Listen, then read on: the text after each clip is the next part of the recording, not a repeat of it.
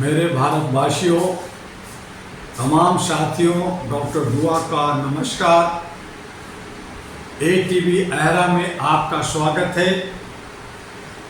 उम्मीद है, आशा करते हैं कि आप इसे ज़्यादा से ज़्यादा सब्सक्राइब कर रहे होंगे, लाइक कर रहे होंगे और अपना कमेंट भी हमें भेजें ताकि मैं आपसे बेहतर तरीके से रूबरू हो सकूं।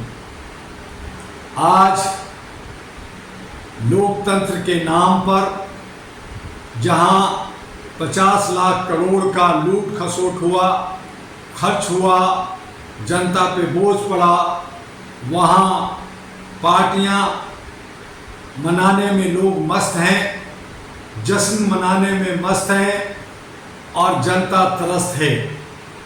जम्मू कश्मीर में आतंकी हमला कहें या रंजिश कहें, वहाँ पे खून खराबा हो रहा है।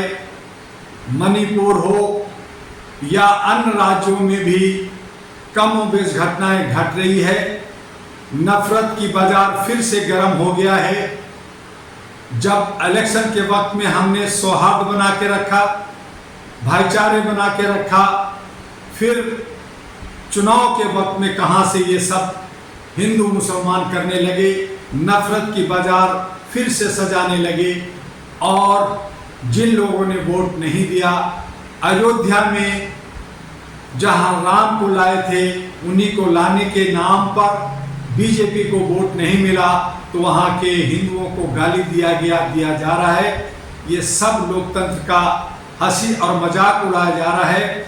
लोगों के अपने मतों देने का अधिकार भी छीना जा रहा है। उस पर प्रेशर और दबाव बनाया जा रहा है कि जो मैं चाहता हूं, मेरी मर्जी, जो मैं कह रहा हूं उसी हिसाब से जीना हो।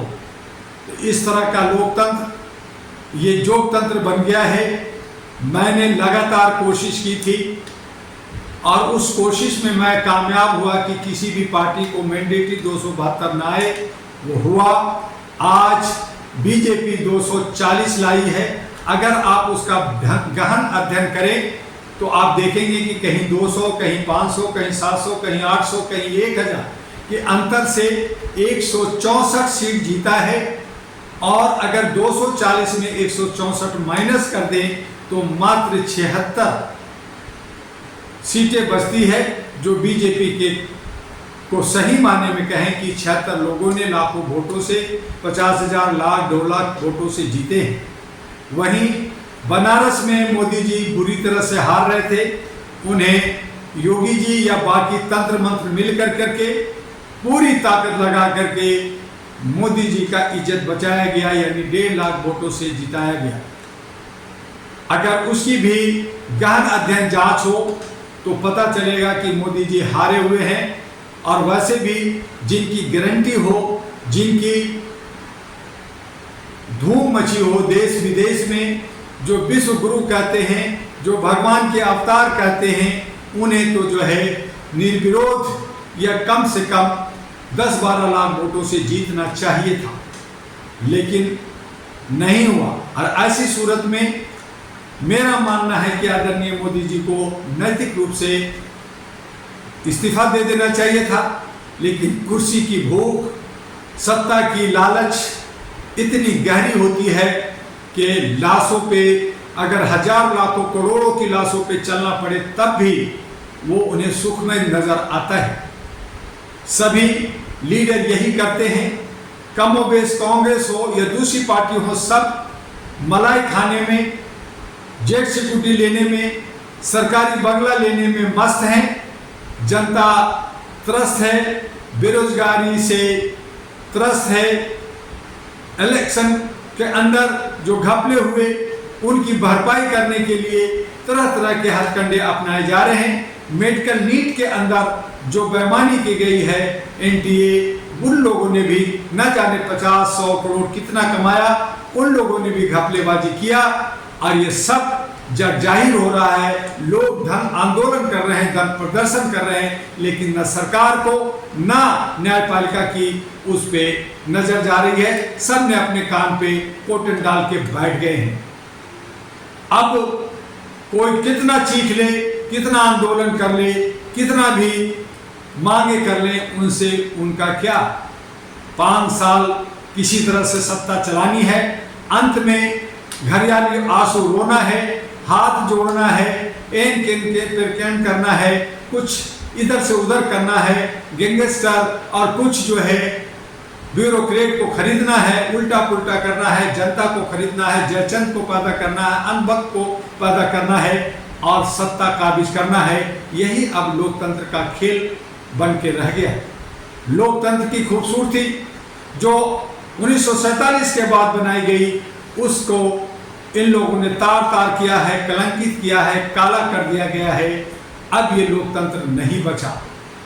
अगर सही माने में सच्चा व्यवस्था हो, हमारे पूरे संविधान का आदर सम्मान हो और सही तरीके से चला जाए, तो उसके लिए अब जो 65 करोड़ युवा युवती नौजवान हैं, उसमें बहुत सारे लोग ब्रिलियंट लोग हैं, IAS IPS डॉक्टर इंजीनियर वकील हर तरह के जर्नलिस्ट लोग हैं, सामाजिक कार्यकर्ता हैं, हर वर्ग हर समाज के लोग हैं।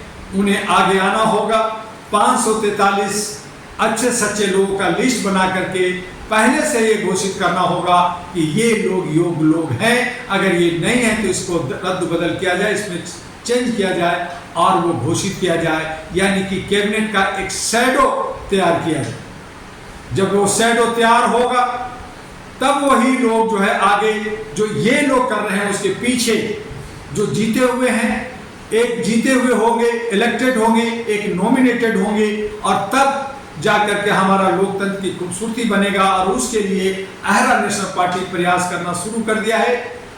सभी राज्यों में असेंबली की चुनाव के लिए तैयारियां चल रही है। हम अच्छे लोगों की तलाश में हैं, लेकिन लोग जो है आर्थिक रूप से टूटे हैं, कहीं ना कहीं डरे हुए हैं, आगे बढ़ना चाहते हैं, सत्ता में आना चाहते हैं, लेकिन लोग आगे नहीं आते। उन्हें आगे आना होगा, डर और भय को भगाना होगा और कम खर्चे में अपनी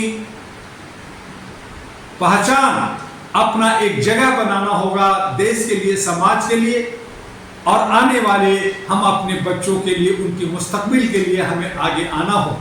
और उसके लिए अहरा national party ANP, all India human rights national party ANP, जिसके राष्ट्रीय अध्यक्ष डॉक्टर दुआ है, सबसे पहले कश्मीर, जम्मू कश्मीर के धरती से, जमीन से असेंबली इलेक्शन शुरू करने जा रहा है। असेंबली इलेक्शन में ज़्यादा से ज़्यादा लोगों को उतार कर कश्मीर, हरियाणा, महाराष्ट्र, दिल्ली, बिहार, केरला, नॉर्थ ईस्ट और अन्य राज्यों में जहां कहीं भी असेंबली इलेक्शन होगा, लोग आगे निकलेंगे अच्छे सच्चे लोगों को लेकर करके, हक अधिकार के लिए, आर्थिक आज़ादी के लिए, सामाजिक भागीदारी के लिए, और जो हमारे स्थानीय तमाम समस्या उनको खत्म करने के लिए, रोजगार के लिए, शिक्षा के लिए, स्वास्थ्य के लिए, सुरक्षा के लिए, इन तमाम मुद्दों को लेकर करके हम लोग मुखर हो रहे हैं।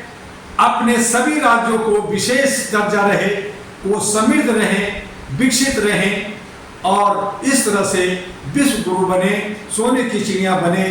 भारत का मान, भारत का आन, भारत का शान पूरे विश्व में बिखर सके, हम गरीबी से बाहर निकल सकें। इसके लिए हम तमाम लोगों को लामबद्ध, एकजुट होकर करके एक नैरेटिव बना कर करके अहरा नेशनल पार्टी के साथ आना होगा। हर वीडियो में आप लोगों से अपील कर रहे हैं कि आप तमाम लोग संपर्क कीजिए डॉक्टर दुआ से, U137 street number 3, Shakarpur, Delhi 92, near Laxmi Nagar metro station, gate number 4, Delhi 92 में संपर्क कीजिए। हमारे व्हाट्सएप नंबर 9213493006 है, 9313125531, 9910636345, ईमेल ahradua@gmail.com, ahradua@gmail.com और वेबसाइट है ahra.org.in, anp.org.in। संपर्क कीजिए। आज बस इतना ही। आप देखते रहिए कि ये सरकार जिस तरह से जश्न मना रही है, खुशियां मना रही है, जहां ये कोई भी पार्टी 100 से ऊपर अपने दम पे जीतने वाला नहीं। आज ये सब का चेहरा बेनकाब हो गया है, फिर भी ये जो है खुशियां मना रहे हैं, ये शर्म आनी चाहिए। जनता के बीच में सामाजिक सौहार्द बना रहे, खुशियां मनाते रहें और आने वाले जो बकरीद, जो कुर्बानी का दिन आ रहा है 17 जून को, उसमें किसी तरह का कोई हादसा ना हो। प्यार मोहब्बत के साथ मस्जिद में, घर में, कहीं भी नमाज पढ़ें और खुशियां मनाएं, एक दूसरे से मिलकर के रहें और हिंदू मुस्लिम में भाईचारा जिस तरह से लोकतंत्र में मनाए उसी तरह से मनाते रहें और इसी तरह से आगे बढ़ते रहें। रोज के कोई ना कोई बातों को लेकर हम आपके बीच में आएंगे।